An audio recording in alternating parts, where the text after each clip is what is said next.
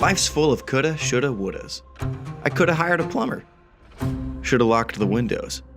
Woulda bought a better toaster if I knew this one would detonate. Hello, welcome to this again. For the past 8 years, I've been spending most of my time in the room that you've been seeing in all of my videos because it was where the computer was. But a few months ago, I decided to save up and build my own computer setup in my room. And here is the result. Starting off on the PC side of things, I have a Keychron K10 with blue switches and a Logitech G502 Hero. For the microphone, I have a Blue Yeti Blackout that I got at a GameStop. Under the hood of the PC, there is a Ryzen 5 5600X 6-core CPU paired with a RTX 3070 Ti with 8GB of RAM on it. Speaking of RAM, the computer has two 16GB sticks adding up to 32GB of RAM. For storage, I have a 1TB M.2 SSD combined with a 4TB hard drive totaling to 5TB of total storage, along with the DVD drive in the front for when I need to play the greatest game of all time. Logging into the computer, there is a wallpaper that matches my mousepad that I got off of Amazon because I thought it looked cool before realizing that it was ripped directly off of the mousepad company. The Goodwill speakers aren't the greatest things in the world, but luckily the Goodwill subwoofer in the back makes up for it. All of this makes up a beast of a PC for playing only the most graphically intensive games. Now on to the left side of the desk. This is where all or most Jigatech videos will be filmed. Lining the wall, I have a collection of some of my favorite box software products. The floppy disks are probably temporary, but I think they look cool for now. Under this side of the desk is where I store my project laptops, a box of cables, and an assortment of differently sized monitors. Moving back to the PC side of things, let's see how this thing performs. Quick disclaimer, me recording the footage on OBS with indistinguishable quality probably wasn't the greatest idea for performance. I decided to start off with Gary's mod, a pretty unoptimized game when you have like 300 mods installed. Booting up a pretty big map and I am already getting scolded by FPS boost.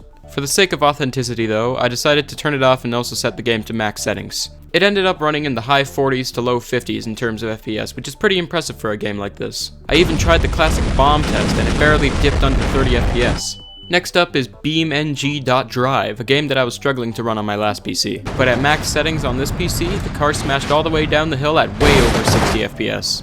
Something I've always wanted to try was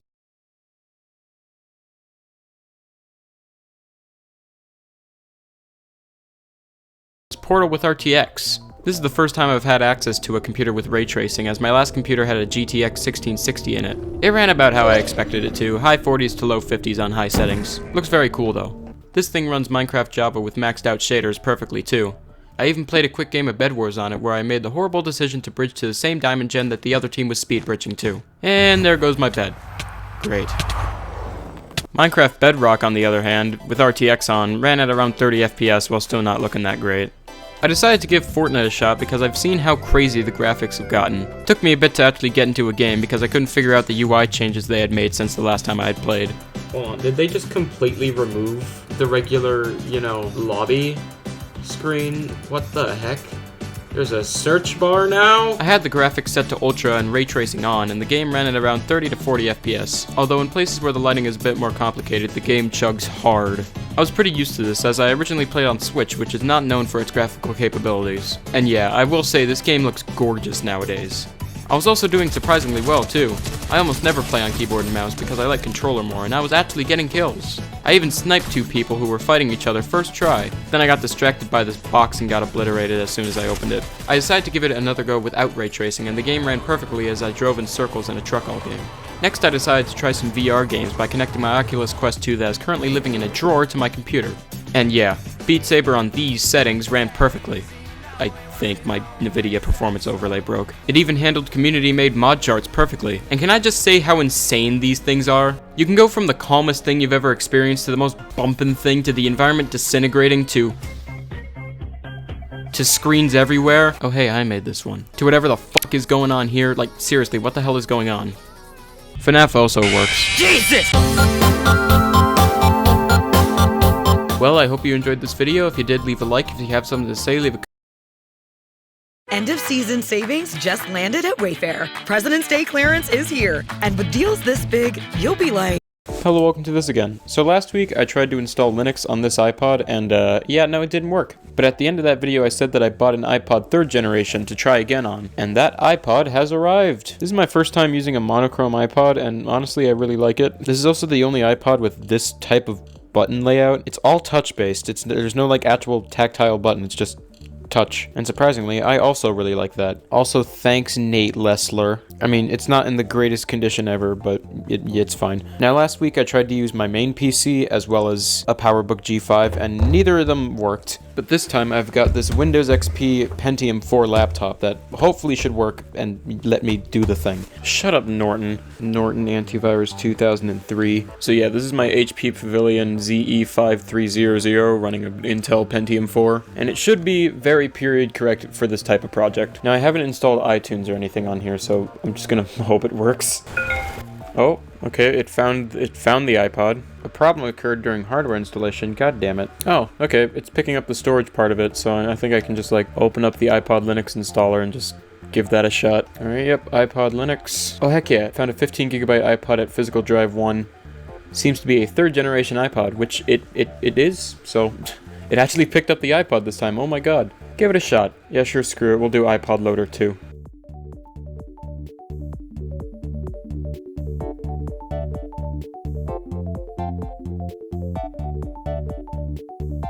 Okay, that took a hot while, but congratulations, you've successfully installed iPod Linux. Okay, let me eject the iPod real quick. Alright, iPod is ejected. Oh, shoot, it's turning on already.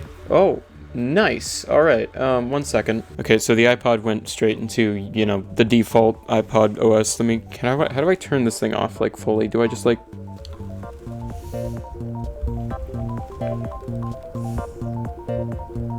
Oh, yeah, that did it. Right, I want to boot into iPod Linux. Oh, we've got a loading bar.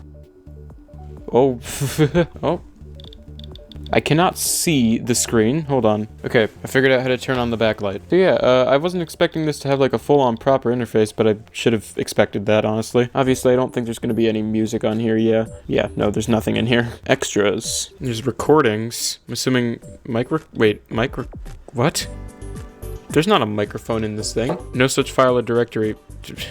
Press action to what? I don't get it. Do I need to, like, plug in a microphone? I don't think I have any microphones on hand that just plug in through line in. Unless, plug this into the headphone jack, then plug this into this iPod. Play song on iPod. Start recording on other iPod. iPod is not recording. Oh wait, line in record. iPod is not recording. Okay, yeah, it's not working.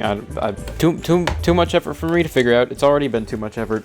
There's a calculator. Oh dear. So you're telling me that I can do 2 times 65 minus 3 right on my iPod? That's probably the correct answer. Cube. Whoa. We got the default Blender cube on my iPod. Incredible. Dialer. I'm sure this might, huh? Maybe I should like plug this into like speakers or something. And no, I'm not bringing the iJuke back. Does this setup like even work? Oh my god. Yes, it does. Okay, so this makes no noise. Wait, yeah, it is. Wait, hold on. It's just really, really quiet.